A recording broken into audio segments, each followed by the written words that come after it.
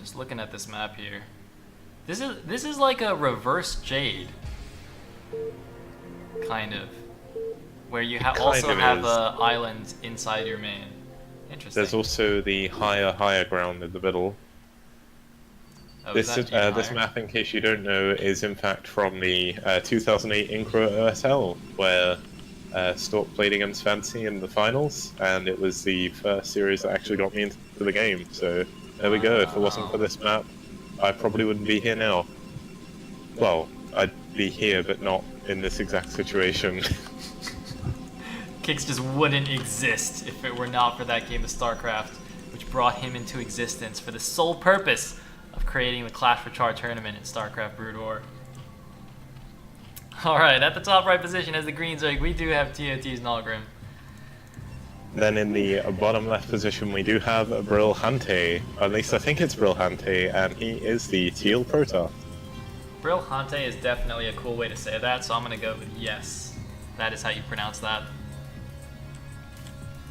And he's going to be doing some kind of a fast expand here. This looks like a pretty wide open natural though. I would not like to face Zerg on this map, to be honest.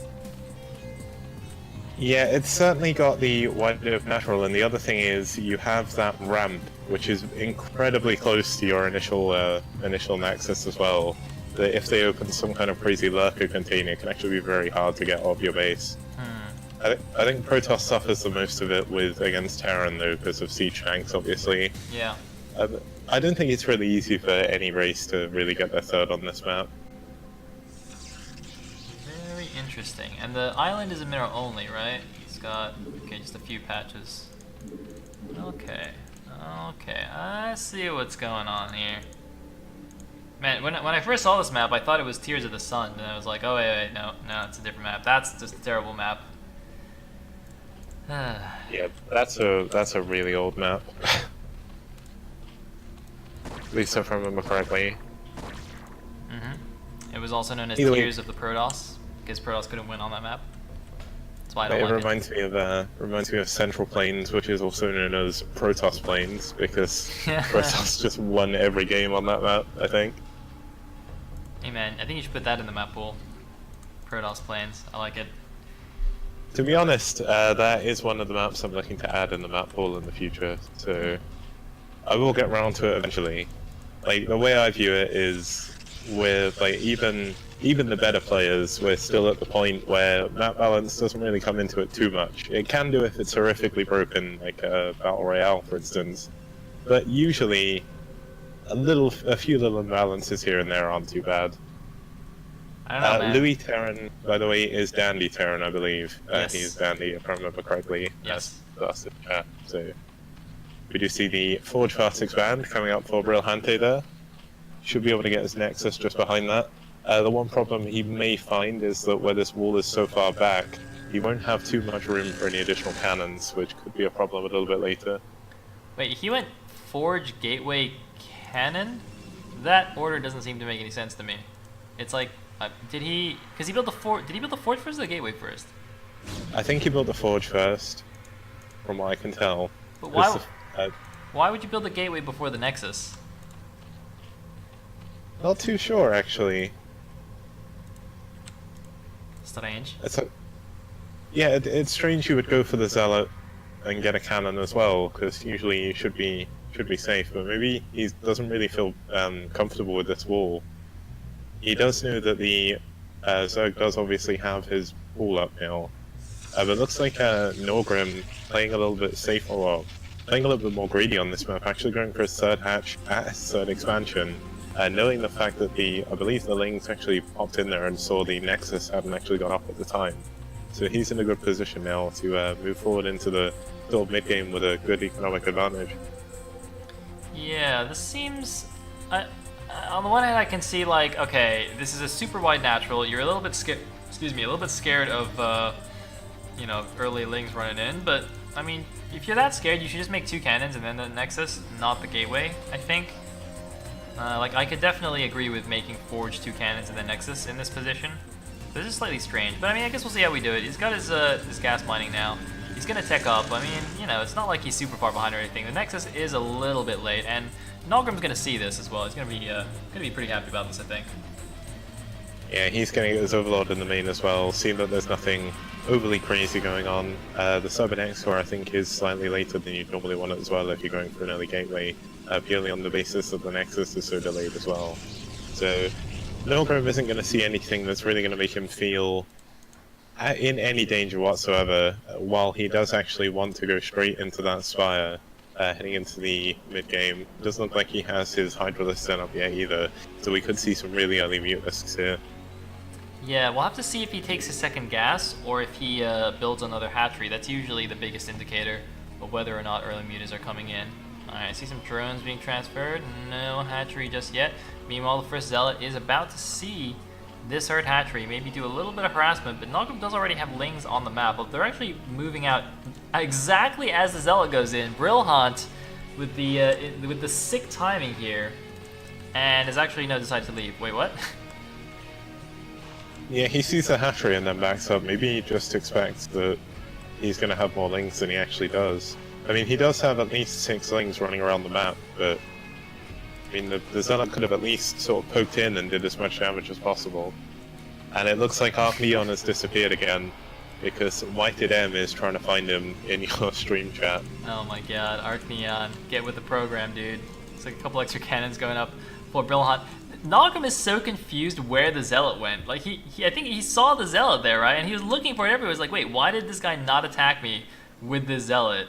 And the Zealot's actually just hiding on the left side. Look at the minimap. Naugrim's just like, what is happening? Where did that Zealot go? He's so paranoid right now. Just looking under his bed for hidden Zealots. He did a really good job there of fanning his lings out across the entire map. I think he's looking for proxies as well, because he's kind of unsure what Brilhante is actually doing. We do actually see the 4th hatchery going up now, and the 5th, and the Hydralisk then, so we won't see mutas this early in the game. The second gas is only now just finished, and there are a bunch of Scourge sort of flying along the map. The first Corsair I don't actually believe is even out, so they're going to probably be able to camp the Stargate. There's going to be absolutely no anti-air. Okay, there is a cannon right there, and the first Corsair does come out and manage to get up to the natural at the right time. Yes, indeed. Looks like a cannon going to protect the Stargate from getting camped. And interesting, man. These freaking random Zealots are just making me giggle, man. There's one at the bottom right, one at the top left. They're just like, we're the scouting Zealot party. I don't think this is actually the best use of these Zealots, to be honest. It's also a little bit risky if you get them trapped. But you know what? Brilhante's gonna say he knows what he's doing. Looks like he's now moving out with the Zealot force at the front, and is going to push the lings of Naugrim back. It's interesting, because Naugrim's going to not be scared of 3 Zealots, right? But if he brings in the other 2 Zealots, Naugrim can suddenly be like, what? Where did all these Zealots come from? But he's got pretty good SimCity, though, so I don't think it's going to matter. It also, someone pointed out it's Brilhante apparently, but apparently he has those 2 Zealots actually on patrol as well, because that one in the bottom right keeps going back and forward between the main and natural. Huh. The one crazy thing for me is from the minimap everything looks quite small, but when you look at the size of the Zealot, this map seems huge. They're like waddling around and it just looks like, oh, one of the Corsairs does actually go down. I think that may be causing a little bit of lag. Both of the Corsairs go down, they're 2 just pure Scourge. So Brilhante is actually going to lose all of his map presence, minus those 3 Zealots there, with which the Scourge are keeping a tab on, and the 2 hidden Zealots. It looks like one of the hidden Zealots actually went down as well. So that's disappeared from the top left. Yes, a little bit unfortunate there for, what is it, Brilhante? Brilhante? Yeah, apparently it's Brilhante, supposedly. You know what? I'm just going to call him Chiante, alright? So Chiante, Brilhante, you're now an honorary Australian, and I'm renaming you as Chiante. So Chiante could be in a bit of trouble here, because there's a lot of Hydras coming down from Naugrim. He's got 3 cannons. He's actually got 4 cannons, technically, although this one in the back isn't going to help that much against the Hydra bust. And I don't see any Templar yet on the field, and Naugrim is moving in. Finished, I think. Oh, man. Oh, he's getting straight up to the cannons, and there's no way he can build any more cannons behind this. All of his Zealots are off in the top left again for some reason. They're going to try and run back, but they have to take such a weird path to get back, as they are stuck on that high ground, or low ground even. And it looks like he may actually lose his natural here. He's trying to add more cannons in the back, but I don't think it's going to be enough. Oh man, Here come the Cannon's Zealots. dead. The Zealots! They're coming in. One of them's AFK in the back. Come on, dude. What are you doing, man? Oh my god. The Brilhante Zealot. He's going. Oh, for a second I thought he was attacking his own forge, but there was actually a Hydra behind there. And looks like he's actually barely holding on. The cannons in the back might finish. More speedlots coming out. You can see on the minimap more Hydras being rallied to the fore. And One it thing looks to like he's note gonna hold. that Zealot from the bottom right has actually come in to join the fight, and he just got immediately down to, okay, I need to, I guess I might have missed my message, but... Alright, don't worry. You can do your admin thing, Kicks. I got this. Alright, Chiante, he's moving his Zealots back. He's got 2 cannons finished. He's building 2 more. Naugrim, though, is coming in with even more Hydras. A lot of Hydras taking down the gateway. There are more gateways in the main. He's going in. The forge, the wall is actually blocking the Zealots a little bit, but Chiante gets out. The Dark Templar, there is one Overlord. He's got to be careful. Oh, man, the Dark Templar immediately falls. This is the only cannon, the only pylon even. Oh, no, it isn't. There's some down the bottom, but this top cannon is still completely unpowered. And these 3 cannons, I think only one of them, oh, they weren't even finished by the looks of it. That DT got immediately sniped as it ran up there as well, so Naugrim doing a really good job of focus firing. Yes, indeed he is. I think the Corsairs from the Protoss are trying to fly around and do something. They're at the top left. There's nothing over there. Meanwhile, the front of his base is getting busted. The unpowered cannon doing absolutely nothing to help. And nice control here from Naugrim as well, just, you know, pulling back away from the Zealots. Now moving in to take down the last 2 cannons. He's going to get both of them. Are there any more Zealots coming? There's one Eye Templar, but that's going to take way too long to get its energy. And GG from Brilhante. Naugrim takes game number 1. And at the left position, as the red Protoss, we have Brilhante, aka Chiante. And then in the right position, we do have the previous champion from 2 weeks ago of Clash of Char, TOT's Naugrim as the Blue Zerg. Oh yes, that is right. Hopefully, we're not lagging too much. Yeah, I'm confused. I wonder if it's me, because it seems a bit strange that we're lagging, but there was a weird bit of lag in the ESL earlier, wasn't there, between Eonzerg and Naugrim? Yeah, but that was Eonzerg's fault though. So he went and got cable. Yeah, okay. Yeah. Alright, I'm gonna go and make say/1 if you can just tell the peeps once I make it. Yep. Alright, download New Heartbreak Ridge. Do I just do melee? Yeah, I guess so. Are we turn rate 8? Yes. We're doing it.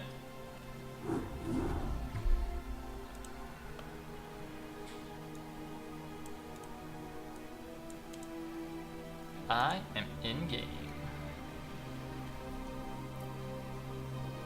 Okay, I just messaged them. Hopefully Naugrim actually saw that. I'm not sure if he was in the chat when I said it. Yeah, he's in. He's in now. Cool. Wow, Naugrim's pretty sick. He's got 177 wins and only 44 losses. Is where it turns out it's all on snipers. He's been playing the sniper map. Because I believe they're actually custom games. Ah. Oh yeah. Yeah, it's really weird. It doesn't show you your ladder stats on that. It only actually shows you the custom game wins. So you've been playing against the computer a lot to pad his stats. There we go. That is And this really time, in comparison to last time, in the left position, the let's say 9 o'clock position, we do have TOT's Naugrim as the blue again. And on the right hand side as the red Protoss, we have Brilhante. Is this the same colors? Are we doing some kind of color hacks here? Yes, it is. What is going on? Yeah, it is. What? Exactly the same colors. Guys, Illuminati confirmed. StarCraft Ruinor is rigged. Clash of Char is rigged. It's all rigged. It's all a lie. I mean, the one thing I learned, and the reason why I'm sure Ruinor is rigged, is because the other day, Jerome, when I was trying to start a game on Python, I don't know if you were watching my stream at that point, but I was trying to work out my building position on Python, and I restarted the mission about 50 times, and I never once got the bottom left position. Like, I gave up in the end, but yeah, StarCraft is definitely rigged. Nice. So there we go. By the way, I'm a little bit sad that Brilhante didn't do the cheese where you send your first probe to build a pylon in the Zerg's choke, and you build a forge underneath it that makes it drone tight, and then you build cannons, and by the time his links come out, your cannons finish, and you just block him into one base. Oh my god, it's my favorite cheese on Heartbreak Ridge. And I'm guessing you did the similar thing against Terran, where you build the pylon on top of the high ground and build cannons above it, because that's pretty good as well. I actually lost didn't so do many that. games to that. I didn't do it that much against Terran, but I definitely cheesed a lot of Zergs on this map. So it looks like we're going to see the Forge first again. It'll be interesting to see if he does go for the Gateway this time, or if he's just going to go for a cannon and then the Nexus. But Naugrim is going for, I believe that must have been an overpull, I guess. I don't think it was on 9. Yeah. And we do have the Extractor coming up at the same time, so he should be able to put on a little bit of early aggression with Lings while he gets his expansion up. Yes, indeed. Looks like Brilhante gonna go for the cannon here. I really hope he doesn't go for the Gateway before Nexus again.